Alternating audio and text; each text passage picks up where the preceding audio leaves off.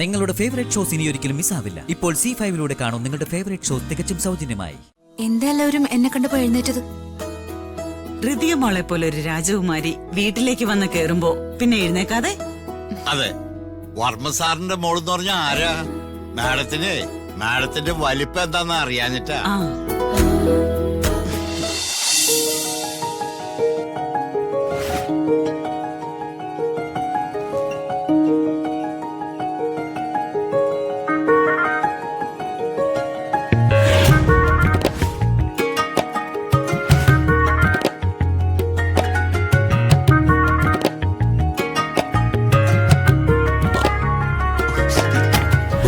മാഡത്തിന്റെ കയ്യിലുണ്ടായിരുന്നോ?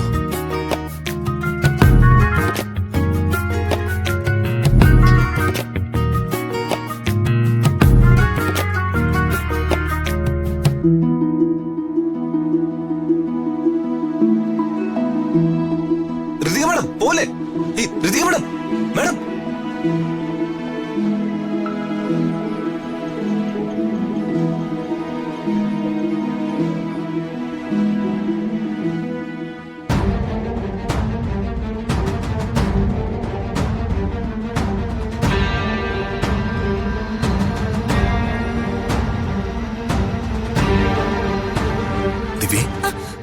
എന്താ ദീപക് സാറേ? സത്യം പറഞ്ഞ ഓരോ കാരണങ്ങളുണ്ടാക്കി ഞാൻ നിന്റെ അടുത്തേക്ക് വരുന്നതേ നിന്നെ കാണാൻ വേണ്ടിയാ. ദീപക് സാർ എന്തായി പറയുന്നേ? ഓ, ഒന്നും മനസ്സിലാകാത്ത പോലെയുള്ള ദിവ്യയുടെ അഭിനയം ഉണ്ടല്ലോ, അതാണ് എനിക്ക് ഇഷ്ടമല്ലാത്തത്. ഞാൻ തനിക്കൊരു സമ്മാനം കൊണ്ടുവന്നിട്ടുണ്ട്. എന്ത്?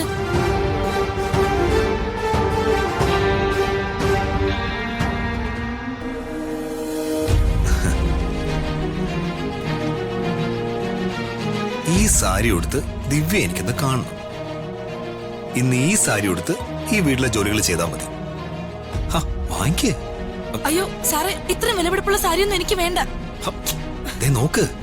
അല്ല, ഈ സാരി ഋതിക മാഡത്തിന് അശ്വൻ സാറ് കൊടുത്തതല്ലേ? ഇതെന്തിനാ എനിക്ക് തരുന്നേ? അതുകൊണ്ടല്ലേ ഞാൻ ഈ സാരി നിനക്ക് തന്നെ തരുന്നത്. ഇത് പിടിക്ക, പോയി ഇത് കൊടുത്തോണ്ട് വാ. ഞാനൊന്ന് കാണട്ടെ. ദീപക് സാർ എന്തൊക്കെയായി പറയുന്നേ? സാറേ, എനിക്ക് ഈ സാരി വേണ്ട.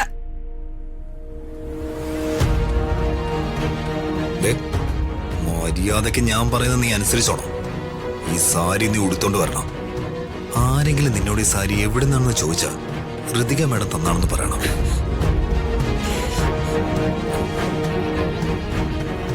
നിന്റെ ആ പഴയ വീഡിയോ, നീ ആ സ്വർണം മോഷ്ടിക്കുന്ന വീഡിയോ, അതെന്റെ ഫോണിൽ ഇപ്പോഴും ഉണ്ട് കേട്ടോ.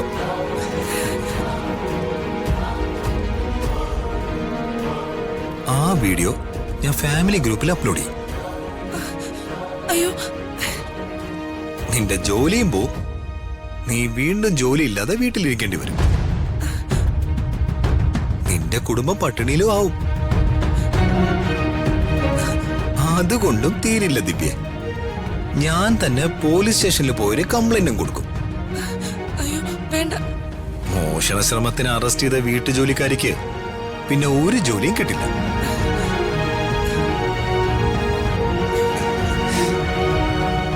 നീ പെട്ടുപോകും മോളെ.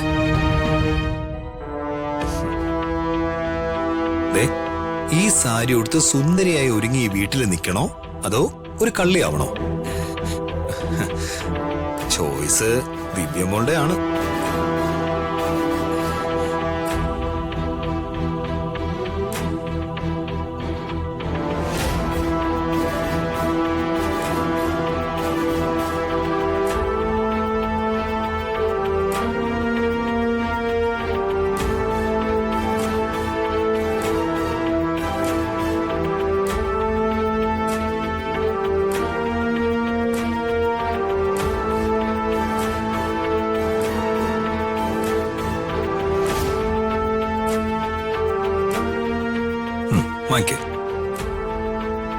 വാങ്ങിക്കാൻ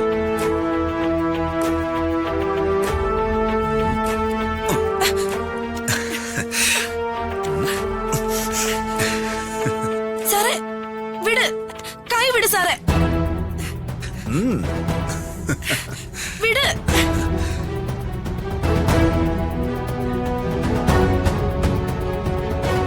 ഈ സാരി ഉടുത്ത് നീ അശ്വിൻ കാണുന്നത് പോലെ ചെന്ന് നിൽക്കണം. അശ്വിൻ ചോദിച്ച ഋതികയ്ക്ക് ഇഷ്ടമില്ലാത്തതുകൊണ്ട് നിനക്ക് തന്ന സാരിയാണിതെന്ന് പറയണം. ഞാൻ പറഞ്ഞതുപോലെ തന്നെ ചെയ്തില്ലെങ്കിൽ അറിയാലോ. അയ്യോ വേണ്ട സാറേ, സാറ് പറയുന്ന പോലെ തന്നെ ഞാൻ ചെയ്യാം. ചെയ്താ നിനക്ക് നല്ലത്. ചെല്ല്.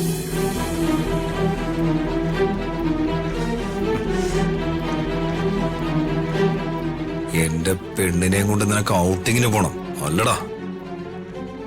ഒരു സാരി കൊണ്ട് നിന്റെ ഋതികയുടെ ഇടയില് പൂത്തുലനായി വെമ്പനിക്കുന്ന മുട്ടുകൾ മുളയിലേ ഞാൻ നുള്ളിക്കളയും.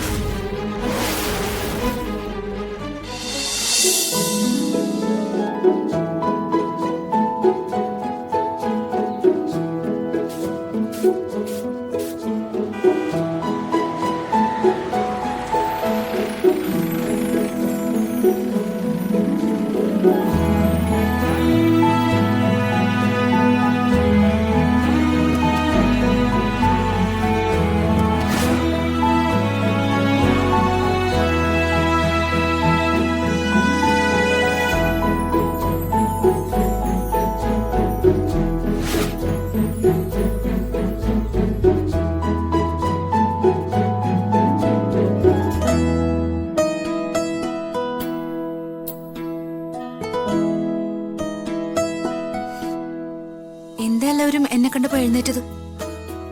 ഋതിയ മോളെ പോലെ ഒരു രാജകുമാരി വീട്ടിലേക്ക് വന്ന് കേറുമ്പോ പിന്നെ എഴുന്നേക്കാതെ?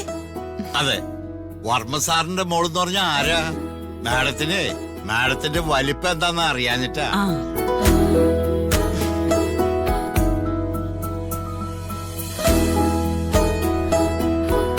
നമുക്കിടയിൽ അങ്ങനെ വലിപ്പ ചെറുപ്പങ്ങളൊന്നും ഞാൻ മനസ്സിൽ പോലും ഒരിക്കലും കരുതിയിട്ടില്ല. അത് മാഡത്തിന്റെ വലിയ മനസ്സ്.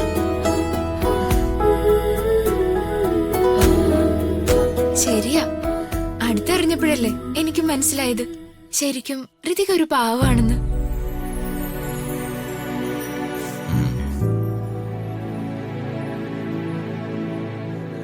നിനക്ക് നിന്റെ എൻഗേജ്മെന്റ് നടക്കാൻ പോകുന്ന കാര്യം അറിയില്ലായിരുന്നു അല്ലേ?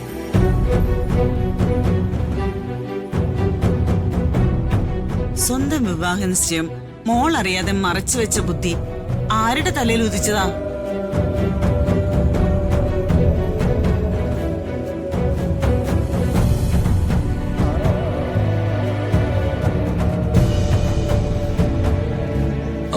നമ്മളെന്തിനാ ഇപ്പോ കഴിഞ്ഞ കാര്യങ്ങളെ കുറിച്ച് സംസാരിക്കുന്നത്?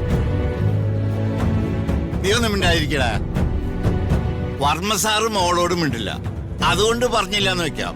പക്ഷെ ബാക്കിയുള്ളവർക്കെങ്കിലും പറയാതിരുന്നില്ലേ? അതെ, അപ്പൊ നിശ്ചയം മറച്ചു വെക്കാൻ പിന്നിൽ നിന്നും കളിച്ച ആളെ ഞാൻ എന്ത് ചെയ്യണം? അങ്കിള് തന്നെ പറയും. അത് ശരി, ഋതിക മാഡം ആരാ? മാഡം വിചാരിച്ച എന്താ ഇവിടെ നടക്കാത്തത്? നിശ്ചയം മാഡം അറിയാതെ മറച്ചു വെച്ചവൻ ആരായാലും നല്ല പെട്ടപ്പെടക്കണം. ഈ ഒച്ച ഡൗൺലോഡ് ചെയ്യൂ C5 ആപ്പ്. കാണൂ എല്ലാ എപ്പിസോഡുകളും സൗജന്യമായി.